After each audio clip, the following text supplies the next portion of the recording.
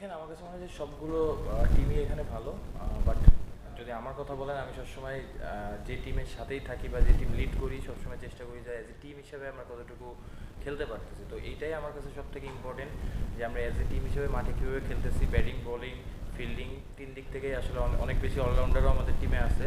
তো আলহামদুলিল্লাহ সব দিক থেকে টিমটা compact, but as a team হিসেবে আমরা কতটুকু খেলতে পারতেছি এবং ওই ফিলিংসটা আমরা কত তাড়াতাড়ি একটা টিম হিসেবে গড়ে উঠতে পারতেছি, এটাই ইম্পর্টেন্ট। এটা আসলে টিম ম্যানেজমেন্টের সাথে কথা বলার পরে আসলে ওইভাবে ডিসাইড করা হবে, but to be honest Soumya খুব ভালো ফর্মে ছিল। তো ওর জায়গায় তামিমকে আমি লাস্ট এনসিএলও দেখেছি, ও খুব ভালো শেপে আছে, ভালো ব্যাটিং করতেছে। তো আসলে টিম ম্যানেজমেন্ট যেটা কালকের ম্যাচের জন্য উইকেট দেখার পর যে সিচুয়েশান অনুযায়ী আসলে যে টিমটা প্রেফার করবে আমার কাছে মনে হয় ওই টিমটাই খেলবে।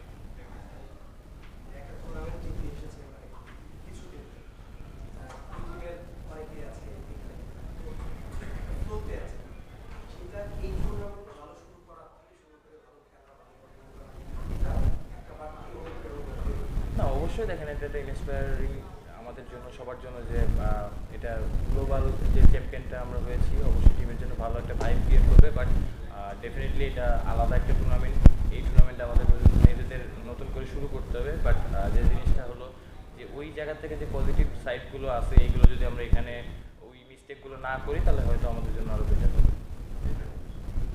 না দেখেন রংপুর প্রতিবারই ভালো টিম করে, আর রংপুরের যারা ফ্যান আছে তাদেরও একটা এক্সপেকটেশন আছে আমাদের উপরে। ওই রেসপন্সিবিলিটি থেকে সবসময় আমাদের যেই টুর্নামেন্টে আমরা খেলি পার্টিসিপেট করি আমাদের চ্যাম্পিয়ন হওয়ার একটা লক্ষ্য থাকে। তো অবশ্যই আমাদের যে রেসপন্সিবিলিটি আছে আমরা মাঠে ওটা করার চেষ্টা করব। আর যেটা বললাম যে রংপুর সবসময় চ্যাম্পিয়ন হওয়ার জন্যই টিম করে, লাস্ট দুইবার আমরা কোয়ালিফায়ার খেলেছি। তো অবশ্যই এবার চেষ্টা করবো ওই হার্ডেলটা পার হয়ে নেক্সট স্টেপে যাওয়ার জন্য। দেখেন অ্যাজ এ প্লেয়ার হিসেবে সাকিব ভাই নো ডাউট যে টুর্নামেন্ট খেলুক বা যে টিমে থাকে একটা বাড়তি মানে যেটা জিনিস আমি বললাম বাড়তি একটা অলরাউন্ডার আমরা সবসময় পেয়ে থাকি, ব্যাটিং বোলিং সব দিক থেকে টিম করতে অনেক ইজি হয়ে যায়। আর তার মতো প্লেয়ার অবশ্যই বিপিএল তাকে মিস করবে।